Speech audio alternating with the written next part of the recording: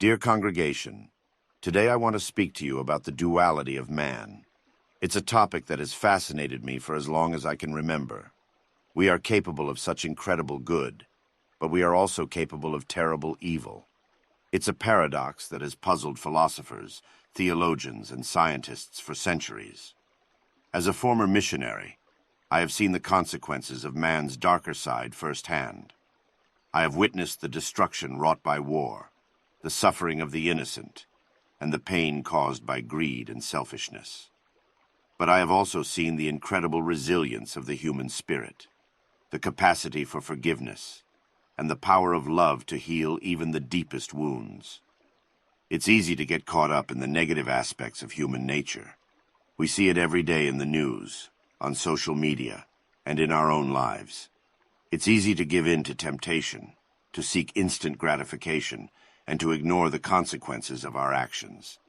But it's important to remember that we are not solely defined by our mistakes. The other side of the coin is our ability to protect and grow our tribes in peace and kindness. We have an innate sense of community, a desire to belong, and a drive to help others. When we tap into that side of our nature, we can achieve great things. We can build bridges instead of walls, extend a hand instead of a fist, and work together for the greater good. As we explore the duality of man, it's worth considering the literary examples that have attempted to shed light on this complex topic. Two such examples that come to mind are Robert Louis Stevenson's The Strange Case of Dr. Jekyll and Mr. Hyde, and Chuck Palahniuk's Fight Club. In Dr. Jekyll and Mr. Hyde, Stevenson explores the idea that man is not one, but two.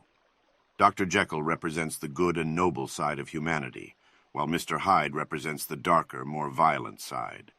The story highlights the dangers of suppressing one's inner demons, as they can manifest in unexpected and destructive ways. It's a cautionary tale that reminds us of the importance of acknowledging and accepting all aspects of our nature. Similarly, Fight Club delves into the psyche of a man struggling to come to terms with his own duality. The protagonist, known only as the narrator, creates a split personality in the form of Tyler Durden, who represents everything the narrator wishes he could be: bold, charismatic, and fearless. However, as the story progresses, it becomes clear that Tyler Durden is not just a manifestation of the narrator's desires, but a separate entity with his own agenda.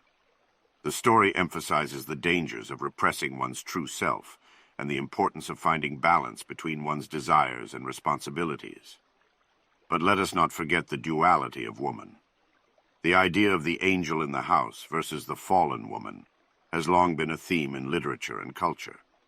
Women have been expected to embody a certain level of purity and morality, while at the same time being subjected to the same temptations and desires as men. It's a double standard that has been perpetuated for centuries. However, women are not exempt from the same struggles with their own duality. Like men, they can be kind and nurturing one moment and ruthless and competitive the next. It's important to recognize that the duality of man is not limited to one gender or another, but is a fundamental aspect of the human condition. From a traditionalist perspective, the exploration of the duality of man can be seen as a reflection of the ancient philosophical and religious beliefs that man is both inherently good and inherently flawed. The traditionalist may view the literary examples of Dr. Jekyll and Mr. Hyde and Fight Club as cautionary tales that reinforce the importance of controlling one's baser instincts and striving towards moral perfection.